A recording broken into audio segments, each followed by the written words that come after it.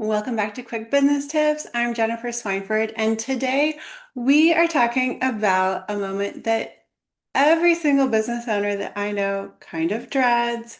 It's the moment that you realize you made a mistake.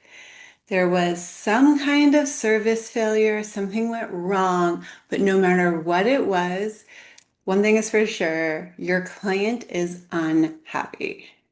If you're anything like me, your stomach drops, your face gets a little warm, and your first instinct might be fix it as fast as possible. Or maybe yours is to get a little defensive. But either way, you just want to make the problem go away. Imagine now if I told you that this moment that we all tend to dread is actually one of the most powerful, overlooked opportunities you will ever have in your business that allows you to build the kind of loyalty that nothing else does and create a raving fan for life. I know it sounds crazy, but today we're going to talk into how to handle these type of business failures with unreasonable hospitality and turn some of your biggest mistakes into your best moments of connection with your clients. So why is it that our first instinct in these moments of failure is so wrong? Why is it that we rush to fix it and sometimes make it worse? Well, in my experience, it boils down to one simple, very human emotion, and that is embarrassment. When we mess up, whether it's in business or our personal lives, we often feel embarrassed. And that embarrassment tends to make us become very self-focused. We get lost in our own feelings. We start thinking, oh no, now this client's going to think I'm incompetent. I can't do my job. This is going to ruin my reputation. They're going to leave me a bad review. And in this rush of thought and emotions and very human feelings, we often stop thinking about our client, which is where our focus has been all along as heart-centered, service-driven leaders. And instead, we turn all of our attention inside. We get lost thinking about ourselves and we become kind of stuck in the weeds in this problem and lose sight of the client's perspective, their thoughts, their feelings, their actual thoughts and feelings, not the ones that we are like telling ourselves, like they're going to fire me, they're going to think I'm stupid, they're going to leave me a bad review. We stop listening to what the client's saying and we just really get self-focused. And when we're in this self-focused, maybe even slightly panicky state, we can't possibly serve our clients well. We try to rush to fix the problem, to have some kind of solution. And sometimes we don't even really understand what the real issue was for the client to begin with. Or maybe we get defensive, or we just gloss over it, not the problem so much as their feelings and what they're saying to us. And it causes us to miss a very powerful opportunity completely. So, how do we go about counteracting this very natural, very human, embarrassment fueled urge to fix everything as quickly as possible? The best way that I found is to have a system in place, a very simple 3-step framework that will allow you to take any negative situation and turn it to the positive. And it allows you to have something that you know that you're going to do anytime something goes wrong so that you can take all that energy that you want to focus inward and instead focus it into this framework, which allows you to continue to make your customer the center of all of your thoughts. The first step is simply listen. And don't do what we're all guilty of doing from one time to another, which is thinking about your response while they are still talking. So the first step is to just listen, not be thinking, not be rationalizing, not be getting defensive. Just listen to what they're saying, how they are saying it. And if you're able to be in person on a Zoom call or even a phone call, you can kind of read between the lines and get a feel for the emotion behind the words that they're using. The second step is to just take a breath and process what they've told you. There is absolutely nothing wrong with saying thank you for sharing that with me. Let me make sure that I completely understand. I'm not sure what you're trying to edit. And then take a deep breath, and that allows you to not fall into that knee-jerk reaction and instead show the customer that you are taking their problem seriously. Now, the third step is so easy to skip over, but it is one of the most important steps. So we've listened, we've taken a breath, and we've processed what they've had to say. Now we want to make sure that they feel validated. They feel seen and heard and understood. So this is when that reflective listening is really powerful.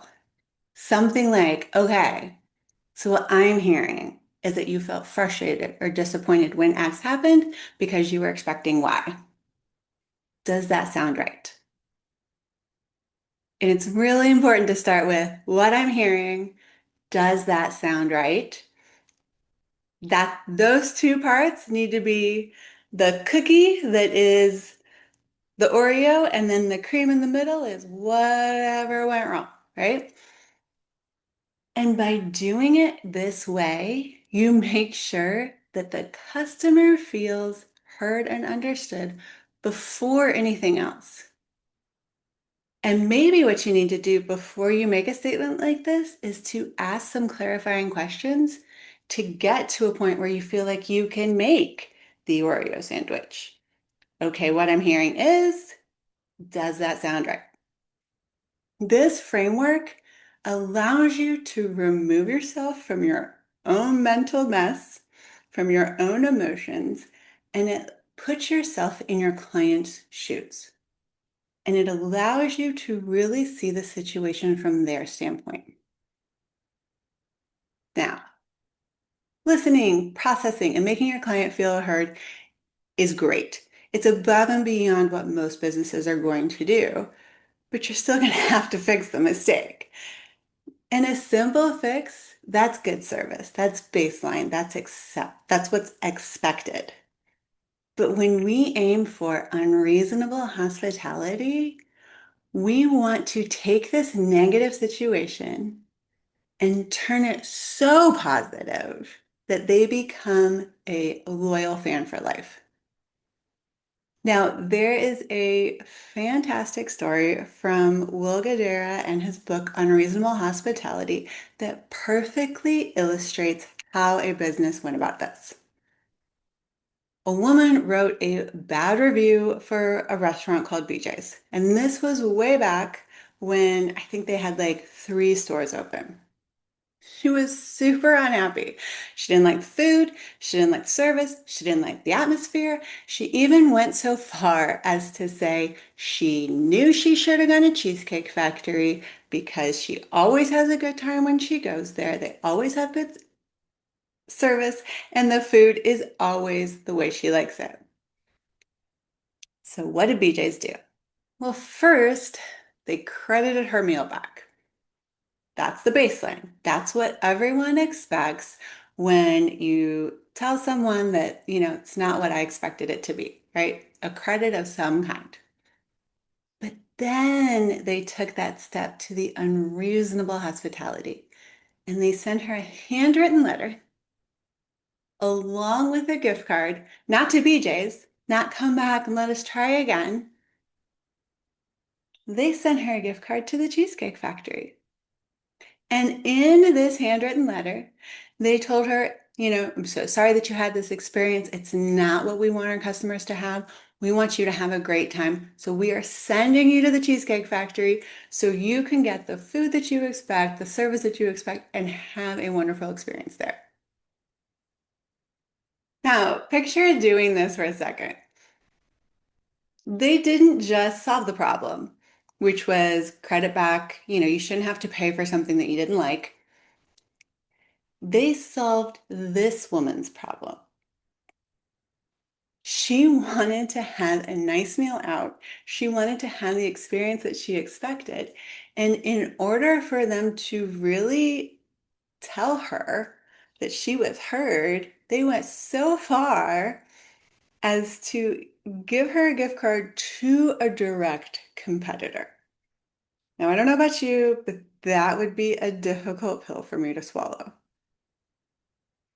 But the result? And I really don't think that they expected this. The woman was so blown away by their sincerity and generosity that she became one of their most loyal fans. She is a raving customer and she became a regular at that restaurant. That is how you turn a mistake into magic. So, why does this unreasonableness in this illustration work so well? It's because you are showing your customer empathy over ego.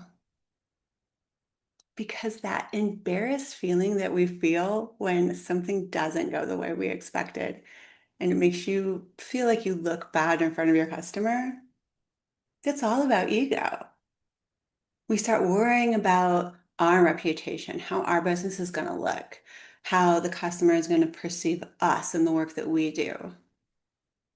But what BJ's did with their Cheesecake Factory solution, that was 100% empathy. That was focused entirely on the customer and what she wanted and had nothing to do with what BJ's wanted.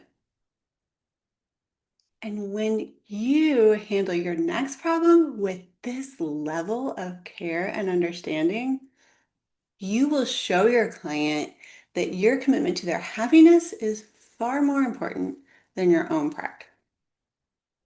And your values no longer are just words on a website. You start demonstrating that they are real and they show up in how you operate, especially when things don't go as planned. And that is something that a client is never going to forget. It builds trust so deep that it can smooth over all the imperfections that we know are going to come up from time to time. So, how can you start putting this into practice this week? The next time you fix a problem, you come to a problem with a client, whether it's big or small, consider consciously implementing the three-step framework. Listen, process, validate, or empathize, whatever word works for you here. Don't just jump into a solution. Don't try to fix the problem. Take a deep breath. Ask at least one clarifying question. And then give them the little Oreo sandwich. What I'm hearing is XYZ. Does that sound right? And just see how it changes the dynamic in the conversation. Because I have seen it take someone go from like a level 8 or 9 irate to like a 3 or 4, like, oh, like immediately, just that Oreo sandwich. And when you start putting people first, especially when the moments are difficult, that is the real key to building a better, more successful business. And that is something that I am incredibly passionate about. It's not just a nice idea, it's a profitable strategy.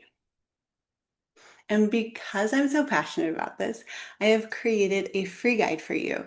It's called When You Put People First, Profits Follow. It's a 6-step workbook designed for you to turn these exact principles of unreasonable hospitality and authentic connection into tangible, repeatable processes for your own business. And if you want to get your hands on this free guide and start building your own unshakable client loyalty, all you have to do is use the link in the show notes below. Because let's face it, mistakes are inevitable, but they can also be amazing opportunities. They give you the chance to prove your character, demonstrate your values, and show your clients that you care far more about them than your own ego.